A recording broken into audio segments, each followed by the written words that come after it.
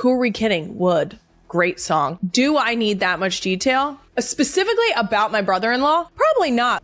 Taylor Swift's love life is officially its own cinematic universe, and the supporting cast keeps getting wilder. First up, Kylie Kelce nearly combusts over Taylor's spicy new track Would, proving even NFL in-laws aren't safe from lyrical oversharing. 1,000% yes, that's women supporting women. Then, insiders spill that Taylor totally trusts Travis to go wild with a Vegas bachelor bash. Talk about confident energy. Next, Brooke Hogan goes rogue, claiming Tay's new album has some demonic beats. Okay, Brooke. Meanwhile, Travis plays it cool, calling himself the lucky muse of the life of a showgirl. Travis? I'm just the lucky man that gets to be, the support system for Taylor. Then Taylor exposes his funniest fail yet, mixing up Greta Gerwig with Hugh Grant's wife. You didn't mention Greta. Did you meet Greta? And he's like, yeah, Travis, here's a video of you with Greta. It feels like she thought the joke was funny. He goes, oh, that's not Greta. And finally, Jenna Bush Hager joins the wedding chat, hyping the big day while politely benching Ryan Seacrest. And Ryan Seacrest want to officiate Taylor's wedding. Do you think there's going to be a lot of celebs at that wedding? Yes, I think a lot of celebs, but I don't think that they're going to officiate. Kylie Kelce is proving once again that being part of the Kelce family means never missing a beat or a beat drop. When Taylor Swift's new album, The Life of a Showgirl, dropped, fans were already dissecting every lyric like it was a college thesis. But then came that song, Would. Yeah, the one that's clearly about her man Travis Kelce. And let's just say Kylie's reaction? Absolute gold. On a recent podcast, she was asked about her favorite songs from Taylor's latest masterpiece, and she casually dropped Wishlist, Opalite, and then boom, Would. My favorites on the album are definitely Wishlist, Opalite, and Who Are We Kidding? Would. She admitted, like a true sister-in-law, that maybe she didn't need all that anatomical detail about Travis. But she was also like, you know what? Go off, girl. Basically, Kylie was the perfect mix of mildly traumatized and wildly supportive. That's family loyalty with a side of awkward applause right there. And honestly, you can't blame her. Would isn't your regular love song. Taylor went full forestry major with this one, dropping lines about redwoods and keys and, doors being open. Swifties everywhere needed a cold shower after that verse, and Travis, he's been playing it all cool on his podcast while his brother Jason keeps roasting him like a Thanksgiving turkey. Jason couldn't resist pointing out the obvious, that this wasn't just any love song, but one dedicated to a very specific branch of the family tree. Do you feel cocky? Do you feel cocky about the song Would? Well, it's not just you, though. It's an appendage. It's not just you as a... What? It's a very specific thing. Travis tried to act clueless, mumbling something about people not really understanding the song. Sure, Trav, the internet understood just fine. I think you're not understanding the song. Jesus Christ, Travis, come on. No way. Meanwhile, Jason was cracking jokes about how if someone wrote a song for him, it'd be called Japanese Maple, small but mighty. Classic Big Brother energy. I think if somebody wrote a song about me, it'd be like Japanese Maple, sometimes can see... Even Taylor's admitted the track started out innocent and somehow spiraled into, well, that. Guess when you're vibing in the studio and madly in love with a 6'5" NFL tight end, things just grow naturally? And I have this idea about, I ain't got to knock on wood, and we would knock on wood, and it would be all these superstitions. And it really started out in a very innocent place. And speaking things of growing, looks like those wedding plans are sprouting too, because insiders say Taylor and Travis are officially mapping out their big day. And yes, there's already talk of the bachelor and bachelorette parties. Apparently these two are keeping things chill, classy, and as private as possible, because let's be real, if Taylor planned this like one of her Eras tours, tickets would sell out in 0.3 seconds, and half the world would try to sneak in disguised as catering staff.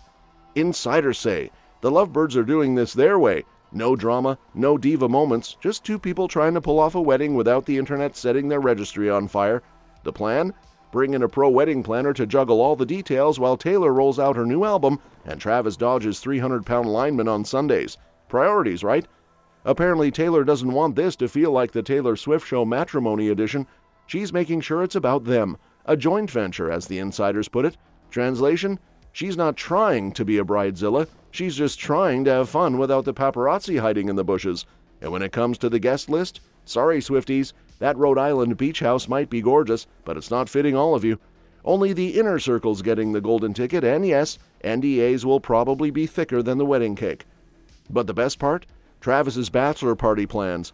Word is he's already hyping up a Vegas trip with the boys. Travis, Patrick Mahomes, and maybe Jason turning the strip into a full-blown Kelce comedy tour. Taylor's reportedly fine with it. She trusts him completely and even told him to go all out. Meanwhile, she's keeping her own party more low-key. Maybe something cozy with her besties, candles and zero strippers named Chad. But apparently there is one person who's not vibing with all this swift Kelce happiness, and that's Brooke Hogan, who just went full exorcist mode on Taylor's new album. Yeah, Hulk Hogan's daughter is suddenly declaring that the life of a showgirl isn't just pop, it's paranormal. According to insiders, Brooke fired up Instagram and dropped a now-deleted rant that basically accused the devil himself of co-producing Taylor's record. Forget Shake It Off, Brooke's over there yelling Cast It Out. The timing couldn't be more dramatic if it tried. Brooke didn't name Taylor directly, but let's be honest, when you start talking about a popular female artist using profanity and dark energy, and Taylor's album is literally the headline of the week, it's not exactly a mystery. Even her Protect Your Children warning felt like something straight out of a church group Facebook post gone rogue. Now, context check. Brooke's had a tough year. Her dad, wrestling legend Hulk Hogan, passed away in July, and insiders say she's been processing life loudly online ever since. She skipped the funeral, had a few cryptic posts about family and forgiveness, and now she's connecting Taylor Swift to Lucifer. That's quite the plot twist. And just when you thought it might blow over, fans swooped in with the screenshots faster than Swifties on presale day. Brooke deleted the post, vanished from social media, and hasn't said a word since. And speaking of disappearing acts, while Brooke Hogan's ghosting the internet, Travis Kelce's doing the exact opposite, jumping on the mic and owning his muse status like a champ. On his latest New Heights episode, Big Trav finally addressed what it's like being the lyrical inspiration behind the life of a showgirl, and honestly, the man handled it smoother than a touchdown dance in slow motion. Instead of blushing or dodging like he usually does when Jason brings up that song, Travis went full proud fiancé mode, saying he's just the lucky guy who gets to support Taylor while she drops what he calls one of the coolest albums ever. Translation, he's in awe, he's in love, and he's low-key flexing about being immortalized in pop history. To this whole thing happening, Travis. I'm just the lucky man that gets to be, the support system for Taylor while she drops one of the coolest albums that I've ever listened to. So, apparently Travis had VIP access to the whole creative process, studio sneak peeks, late-night lyric sessions, and the grand moment when Taylor was like, yep, that's it, track 12 completes the masterpiece. He basically had front-row seats to watch a musical empire being built between European tour stops and jet lag. He joked about how Taylor connects dots like she's playing 4D chess, planning every visual, lyric, and Easter egg with military precision, while he's just trying to keep up and not drop his protein shake. By the time the album dropped, Travis was hyping her harder than the Chiefs' locker room before the Super Bowl. He said seeing her crush it on talk shows and red carpets made him proud as hell. And he's flexing about being immortalized in pop history. I'm excited for her. I'm happy for her. Everything seems to have gone perfectly, all this planning, and you see it from start to finish. To see it all unfold and come together and her connect the dots from the planning to how the strategic planning to how the album was all going to look, and then to, listen to the music and everything come together, and her finally getting that 12th song and being like, I think it's done. But speaking of flexing, apparently Travis might need to flex his eyesight next, because Taylor just spilled the tea about one of his most hilarious Hollywood oops moments. During her sit-down on The Late Show with Seth Meyers, Taylor straight up confessed that her man once confused Barbie director Greta Gerwig with, wait for it, Hugh Grant's wife. Yep, Travis, the same guy who can read NFL defenses in 0.3 seconds, apparently can't tell Oscar-nominated filmmakers apart from random British spouses. So here's how the chaos went down. Taylor's in London for her Eras Tour, Night 2. The VIP tent is basically a celebrity zoo. Tom Cruise doing his patented grin, Mila and Ashton looking like they're babysitting the entire A-list, and Hugh Grant floating around being charmingly British. Enter Travis Kelce, Taylor's proud boyfriend and social butterfly, ready to mingle with the Hollywood elite. She even gave him a heads up beforehand, telling him his favorite director Greta Gerwig was going to be there. So naturally, Trav decides to prep a little joke, something cute and clever like, I'm just Ken too, except he drops that line on the wrong woman. After the show, he hops into the car all smug and tells Taylor how he met Greta, delivered his Barbie punchline, and nailed it. Taylor's like, okay, show me the footage. Cue her scrolling through the internet, only to find out her man didn't talk to Greta at all. He delivered that "I'm just Ken" line to Anna Eberstein, Hugh Grant's wife. So now imagine Travis, blissfully unaware, thinking he's vibing with Greta Gerwig while Hugh Grant's actual wife is just standing there like, thanks?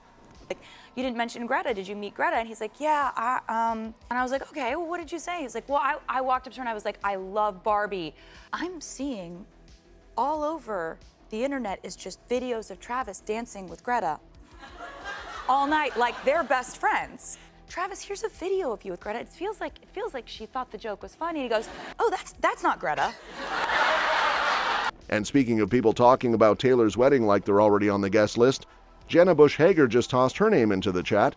Yep, the Today with Jenna and Friends co-host got cornered outside 30 Rock, and instead of chatting pumpkin spice lattes and book club picks, she dove right into the Taylor and Travis wedding saga like it's the Super Bowl of celebrity matrimony.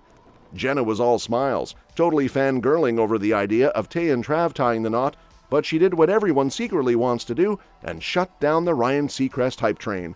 Apparently Ryan's getting ordained like it's his next career move, pitching himself to officiate the wedding, as if this is American Idol Holy Matrimony Edition.